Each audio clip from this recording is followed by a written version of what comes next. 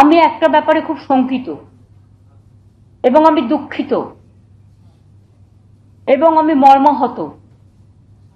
সেটা হচ্ছে সোসাইটির ইকোনমিক প্যারামিটার্স হচ্ছে গরিব মানুষরা যাতে তাদের ন্যায্য জিনিস পায় ন্যায্য মূল্যে। সোসাইটির ইকোনমিক প্যারামিটার্স হচ্ছে খাদ্য, বস্ত্র, বাসস্থান এবং এখন জুটেছে স্বাস্থ্য। খাদ্য, বস্ত্র, বাসস্থান এবং স্বাস্থ্য।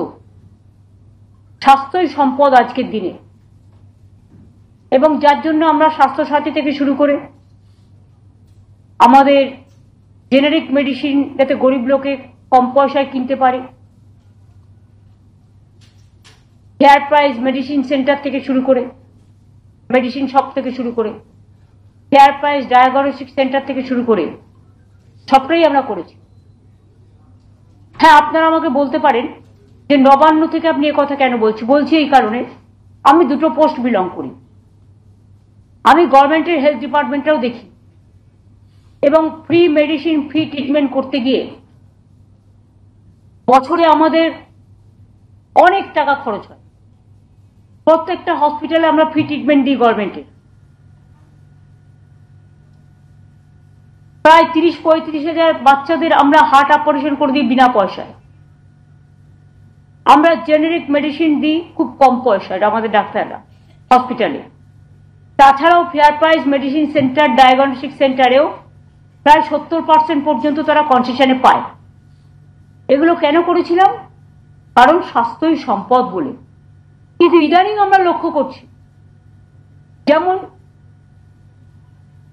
কেউ বাড়ির জন্য লোন নিলে তার উপর জিএসটি বাড়িয়ে দিচ্ছে, তেমনি হেলথ ইন্স্যুরেন্সেও জিএসটি চালু করেছে। আমি বারবার চিঠি লিখে প্রধানমন্ত্রীকে আবেদন করেছিলাম যে হেলথটা হচ্ছে মানুষদের ওয়েলথ, হেলথের ওপরে বাধা নিষেধ আরোপ করে ট্যাক্সেশন করা উচিত নয়।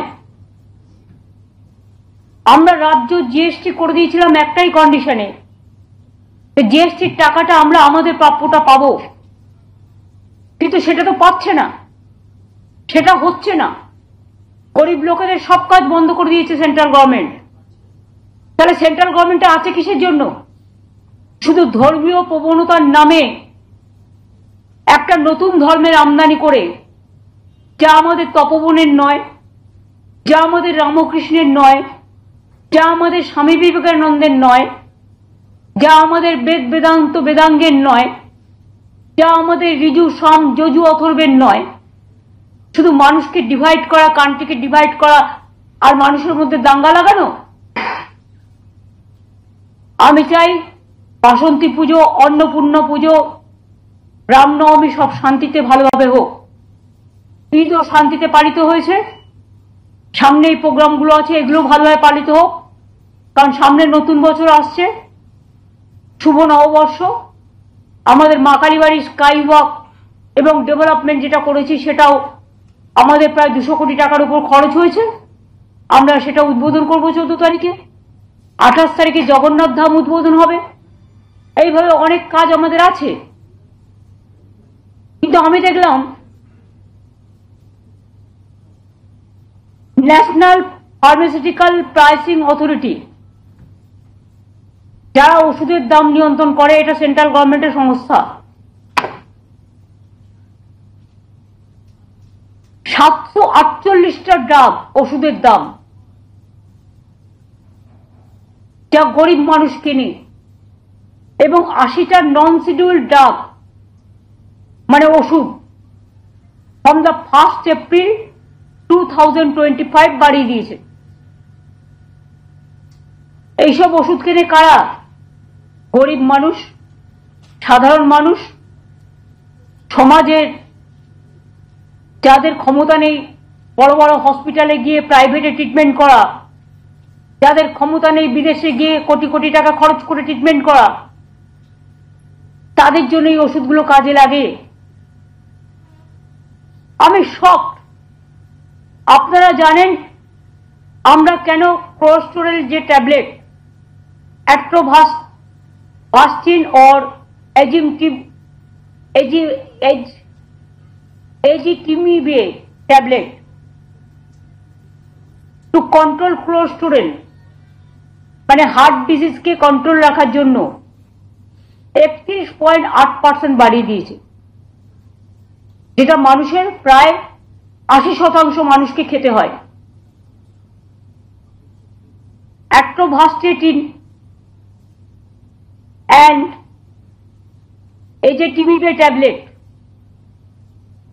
এটাও প্রায় two control cholesterol, to give a special attention for health care, heart disease, যাতে হার্ট অ্যাটাক না হয়, কোলেস্টেরলটা কন্ট্রোল করে। আপনারা জানেন আমাদের মধ্যে 3টে কোলেস্টেরল কাজ করে। আমি ডাক্তার নই, বা যেটুকু আমার জেনারেল সেন্সে বলছি। HDL, LDL and VLDL, সেখানে বাড়িয়েছে 57.9%। এরপর দেখুন এগেইন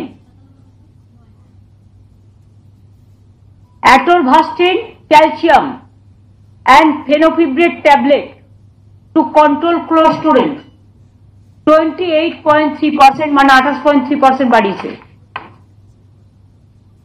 এরপরে হচ্ছে to control cholesterol atorvastatin and clopidogrel tablets.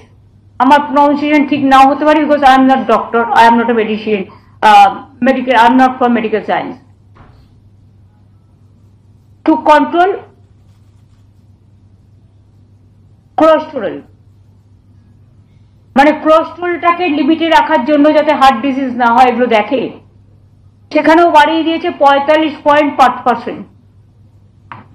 এবার দেখুন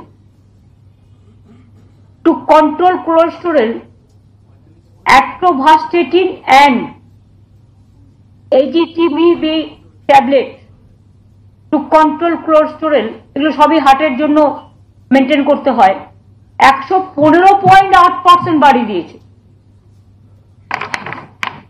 এরপরে দেখুন again the same type of medicine to control cholesterol 31.8% বাড়িয়েছে। Again calcium, atorvastatin calcium and fenofibrate tablet to control cholesterol 17.9% বাড়িয়েছে। 70। এরপর হচ্ছে অনেকেরই জানেন বিপি, মানে ব্লাড প্রেশার বেড়ে যায়, তার জন্য তাকে একটা ট্যাবলেট খেতে হয়, bisoprolol, fumarate and telmisartan tablets to control BP, প্রায় প্রতি ঘরেই খেতে হয় কাউকে না কাউকে, 19.2% বাড়িয়েছে। এবার দেখুন গ্যাস্ট্রোটাইটিস, আপনারা জানেন গ্যাস্ট্রিক হলে সবাইকে খেতে হয় পেন্ট্রোপাজল অ্যান্ড লিভোসালপ্রাইড ক্যাপসুল, ক্যাস্ট্রো, 19.3% বাড়িয়েছে। এবার দেখুন to control BP, again blood pressure control করার জন্য bisoprolol, fumarate and telmisartan tablets to control BP, এটাও বাড়িয়ে দিয়েছে 19.2%। এছাড়াও like other drugs like amlodipine, amoxicillin, এগুলো অ্যান্টিবায়োটিক্স, সবটা কিনা আমি জানি না, বুদেশনিডে অ্যাজমা,